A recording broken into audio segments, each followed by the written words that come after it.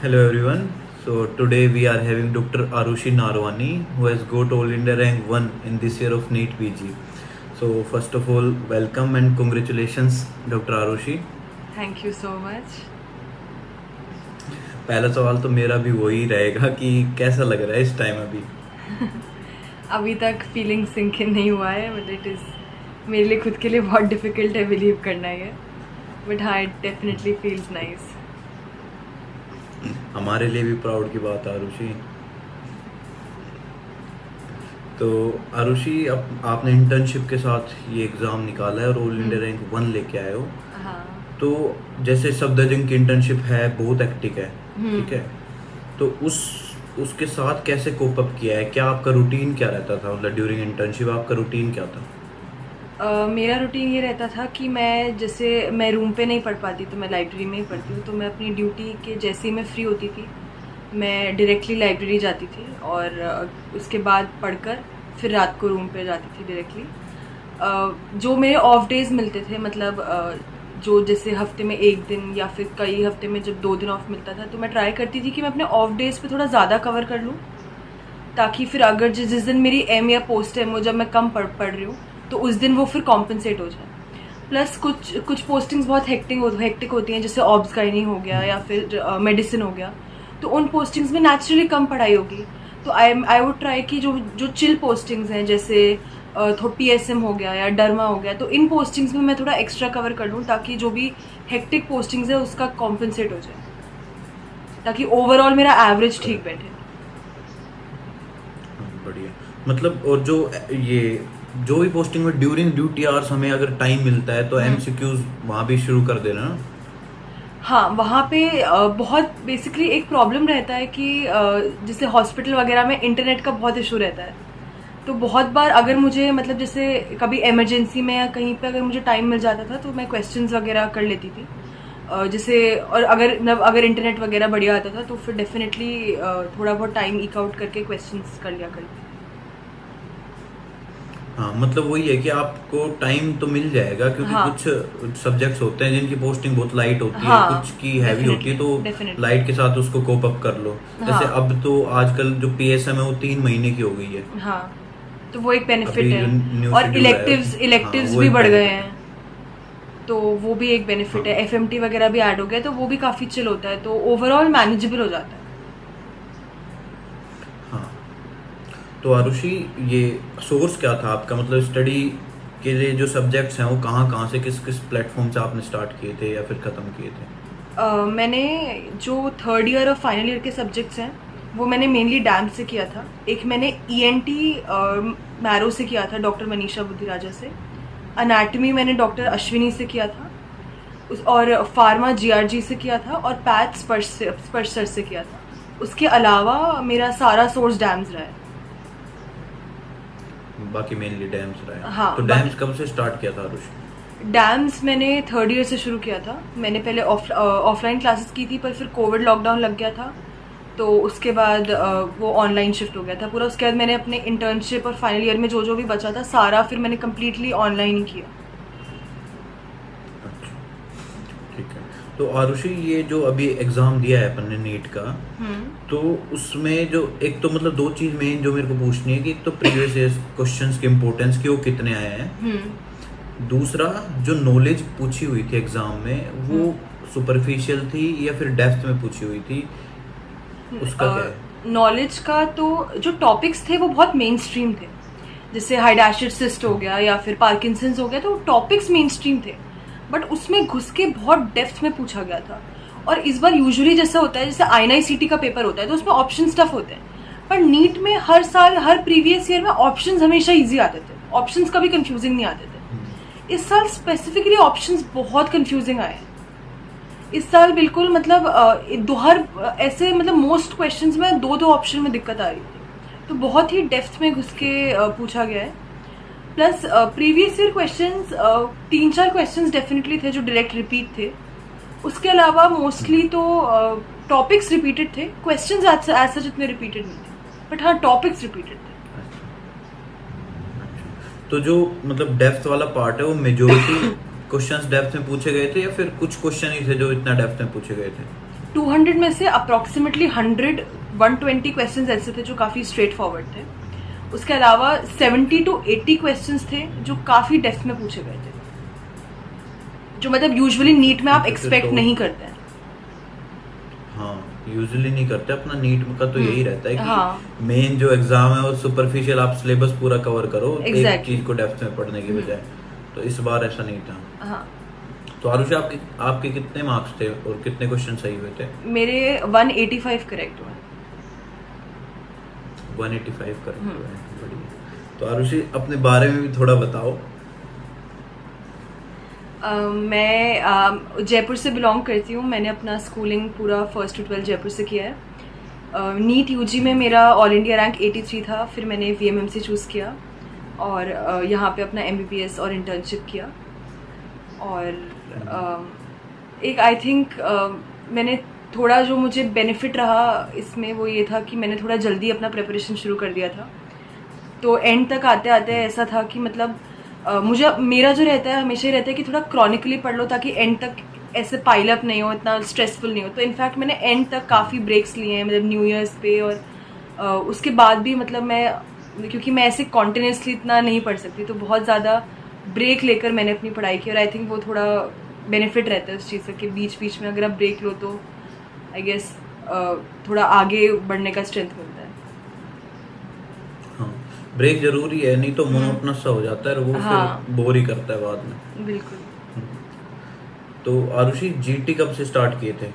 और जीटी में जो दे देते थे आप, उसको रिव्यू कैसे करते थे, कितना टाइम लगाते थे? मैंने अपना फर्स्ट सीरियस जो प्रॉपर जीटी दिया था वो इंटर्नशिप के शुरू में दिया था। तो ताकि मेरा एक बेसलाइन सेट हो जाए, मतलब दिस इज़ द लोएस्ट, और मतलब ये एक बेसलाइन है। जब मैंने पूरा इतना मतलब कुछ TND वगैरह नहीं किया, उससे पहले का जो एक बेसलाइन सेट कर दिया था। उसके बाद इनिशियल जो 3-4 महीने थे, इनिशियल जो 6 मंथ्स ऑफ इंटर्नशिप थे, मैंने महीने में एक जीटी देती थी, फिर 20 डेज़ में एक, फिर ऐसे करते करते 10 डेज़ में एक, और लास्ट में मैंने ट्राई किया लास्ट के 1 महीने में कि मैं हर 5 दिन में एक जीटी दे दूँ। और आई थिंक जीटी देना इज़ इम्पॉर्टेंट, बट उतना ही इम्पॉर्टेंट, इनफैक्ट उससे ज़्यादा इम्पॉर्टेंट है जीटी को रिव्यू करना। तो आई यूज़ टू मेक श्योर कि मैं जो भी मैं क्वेश्चंस गलत कर रही हूँ और जो क्वेश्चंस मैंने सही किए हैं बट वो मैं इतना कंफर्टेबल नहीं थी सही करने में, उनको मैं उन टॉपिक्स को, स्पेसिफिक टॉपिक्स को जाके दोबारा पढ़ती थी। सॉरी। हाँ, तो जीटी का आइडियल टाइम, मतलब आपका 70 to 75% सिलेबस हो तभी स्टार्ट करना चाहिए? नहीं, ऐसा बिल्कुल भी नहीं है। स्टार्ट पहले से कर अपन कभी भी, आई फील कि कभी भी 100% कॉन्फिडेंट नहीं होंगे कि हमारा सिलेबस हो गया है या फिर हमें आता है।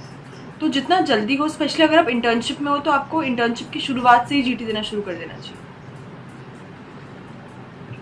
मतलब सिलेबस का इतना मत सोचो, जीटी से भी रिट्रोस्पेक्टिव स्टडी करके आप बिल्कुल।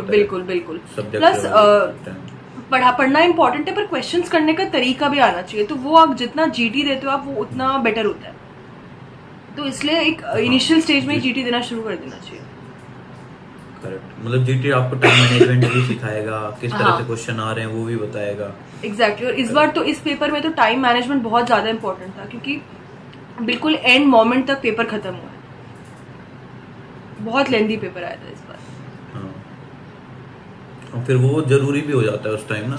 हाँ। कि आप जीटी दे रहे हो तो जीटी का मार्क्स इतना मैटर नहीं कर रहे, कोई बात नहीं, पर आप वहाँ पे 3 घंटे की सिटिंग दे रहे हो तो आपकी टाइम मैनेजमेंट को वो इम्प्रूव कराता है। एग्जैक्टली। तो आरुषि, कुछ स्पेशल बच्चों के लिए कि जो फाइनल ईयर में है या जो इंटर्नशिप में है, उनके लिए कि हाँ ऐसे स्टार्ट करना चाहिए या फिर ऐसे अगर स्टार्ट किया हुआ तो ऐसे कंटिन्यू रखना चाहिए? आई थिंक मैं ये डेफिनेटली कहना चाहूँगी कि अभी से ही स्टार्ट कर देना चाहिए। अगर आपने इंटर्नशिप या फाइनल ईयर शुरू कर दिया है तो वेट नहीं करना चाहिए कि मैं लास्ट के 3 महीने में कर लूँगी या लास्ट के 4-5 महीने में कर लूँगी, क्योंकि वो टाइम नहीं आ पाता। जितना जल्दी शुरू करोगे उतना एडवांटेज में रहोगे। और जैसे जैसे हर साल जितना इंटेंस कंपटीशन होता जा रहा है और जितना कट ऑफ सोर कर रही हैं, तो आई थिंक क्योंकि अगर जल्दी शुरू करोगे तो हमेशा एडवांटेज रहेगा, स्कोप ऑफ इम्प्रूवमेंट ज़्यादा रहेगा।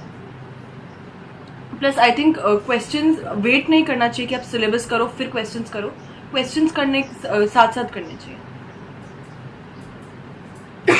आरुषि, जो शॉर्ट सब्जेक्ट है उनका रैपिड रिवीजन कर सकते हैं या फिर पूरा ही पढ़ो, या फिर कुछ ऐसे सब्जेक्ट है जैसे माइक्रो हो गया उसका भी रैपिड रिवीजन की बातें चलती कि हाँ भाई पूरा बहुत ज़्यादा वास्ट है तो रैपिड रिवीजन से काम कर लो, वो बेनिफिशियल है आपके हिसाब से? मैं जो फर्स्ट और सेकेंड ईयर के सब्जेक्ट्स हैं उनका मैं डेफिनेटली ये रेकमेंड करूँगी कि पूरा करना चाहिए, क्योंकि एक तो नंबर ऑफ क्वेश्चंस उन सब्जेक्ट से बहुत ज़्यादा आता है, स्पेशली माइक्रो, फार्मा या पैथ हो गए। प्लस इन ये जो सब्जेक्ट्स है ना, इनसे बहुत सारे और सब्जेक्ट के क्वेश्चन सॉल्व हो जाते हैं। जैसे माइक्रो से आपके एटलीस्ट 3-4 मेडिसिन के सवाल निकलेंगे, तो माइक्रो जैसे सब्जेक्ट पे कॉम्प्रोमाइज़ नहीं करना चाहिए। हाँ, जो शॉर्ट सब्जेक्ट्स है जैसे साइकी है या फिर डर्मा है, ये आप फिर भी कर सकते हो रैपिड रिविजन से, या फिर इनफैक्ट जैसे मैंने डैम्स से किया था, तो डैम्स में ऑलरेडी बहुत कंसाइज्ड है, तो ये आप डेफिनेटली एक ऐसे सोर्स से कर सकते हो जो कंसाइज और छोटा है, क्योंकि अल्टीमेटली 4-5 क्वेश्चन ही आने हैं इन सब्जेक्ट से। करेक्ट। तो ये जो रैपिड रिवीजन है, जैसे मैंने पूछा कि मतलब एक टाइम का वो है, टाइम बाउंड है, अगर आपके पास टाइम कम होता है, मान लो लास्ट का 1 महीना ही बचा है, कुछ सब्जेक्ट्स नहीं हो रहे, तो रैपिड रिवीजन सफिशिएंट है? मतलब आपने यूज किए थे कोई 1-2 सब्जेक्ट्स के? नहीं, मैंने रैपिड रिवीजन यूज नहीं किया था किसी भी सब्जेक्ट का। अच्छा, ठीक है। फिर तो चलो बढ़िया है। वैसे स्टार्टिंग से ही अगर चल रहे हो तो हो सकता है नौबत ही ना आए रैपिड रिवीजन की। आप स्टार्टिंग से ही लेके चल रहे हो सारा। हाँ। और आरुषि, स्टैंडर्ड टेक्स्ट बुक्स का क्या सीन है? रॉबिन्स मैंने सेकेंड ईयर में रॉबिन्स पढ़ी थी, क्योंकि मतलब पैथ के लिए वही काफ़ी अच्छा सोर्स था। फाइनल ईयर में मैं बिल्कुल भी रेकमेंड नहीं करूँगी स्टैंडर्ड टेक्स्ट बुक्स पढ़ना। बुक्स नो डाउट बहुत बढ़िया है, बहुत अच्छा, मतलब नॉलेज पॉइंट ऑफ व्यू से बहुत अच्छी बुक्स है, बट आई बिलीव कि अपने पास टाइम लिमिटेड है। तो अगर आप किसी चीज़ में टाइम लगा रहे हो तो मतलब किसी बाकी चीज़ में आप टाइम नहीं लगा पाओगे। सो मतलब अपने टेबल पे उतना ही लेना चाहिए जितना आप कर सको। आप बिल्कुल बहुत सारा टाइम दे दोगे, बुक्स पढ़ दोगे, फिर बुक्स में you don't know what is important, you don't know कि एग्जाम में क्या है। सो एक कंपेटिटिव एग्जाम के पॉइंट ऑफ व्यू से I don't think standard text book specially final year में पढ़ना बिल्कुल भी मैं रिकमेंड नहीं करूँगी। सेकेंड ईयर का अगर कोई स्टूडेंट है तो डेफिनेटली रॉबिन्स पढ़नी चाहिए। बहुत अच्छे, बहुत कंसेप्चुअल, और मतलब आपको सोचना आ जाता है कि आपको कैसे अप्रोच करना है। तो सेकेंड ईयर में डेफिनेटली रॉबिन्स, और अगर आप थर्ड ईयर में पढ़ रहे हो तो park is also very good book. बाकी फाइनल ईयर में मैं बिल्कुल भी रेकमेंड नहीं करूँगी बुक पढ़ना, तो मैंने पर्सनली नहीं पढ़ी थी। मतलब बेसिकली वो पढ़ो जो रिवाइज कर सको। एग्जैक्टली, और उतना ही पढ़ो जितना रिवाइज कर सको। हाँ, कि आपने एक बार पढ़ दिया फिर वो साइड कर दिया, वो एक बार तो रिटेन किसी को भी नहीं रहता है। डेफिनेटली, बिल्कुल। तो उतना ही पढ़ना चाहिए जितना आपको लगता है कि रिवाइजेबल है बात है। और आरुषि, कुछ special advice by rank 1? I think यही है कि रोज़ थोड़ा बहुत पढ़ते रहो कंसिस्टेंटली, ताकि एंड में लोड नहीं आए। और क्वेश्चंस टेस्ट वही जो बेसिकली ऑर्थोडॉक्स तरीका है पढ़ने का, दैट वर्क्स एवरी टाइम। हाँ, होता है। तो आरुषि, क्या सोचा है अभी तो INI-CET है। हाँ, तो उसकी प्रिपरेशन चल रही होगी? हाँ, अभी स्टार्ट ही की है, थोड़ा बहुत मोमेंटम बन ही नहीं रहा अब तो। अच्छा, फिर भी थोड़ा बहुत सोचा हो कि कौन सी ब्रांच लेनी है? कुछ सोचा है? रेडियोलॉजी या मेडिसिन में से कुछ लेने का सोचा है। अभी एक बार INI-CET के बाद थोड़ा इधर उधर देख के डिसाइड करेंगे, लोगों से बात करके। आपसे डेफिनेटली आपसे आऊँगी बात करने, आप बताओगे क्या करना है। तो आरुषि, INI-CET आ रहा है, उसके लिए भी ऑल द बेस्ट। उम्मीद कर रहे हैं ऐसे ही फिर से एक बार VMMC को उठा ले जाए। Thank you so much Arushi for joining. Thank you so much sir, thank you. और congratulations again. Thank you so much sir. बाकी all the best. Thank you.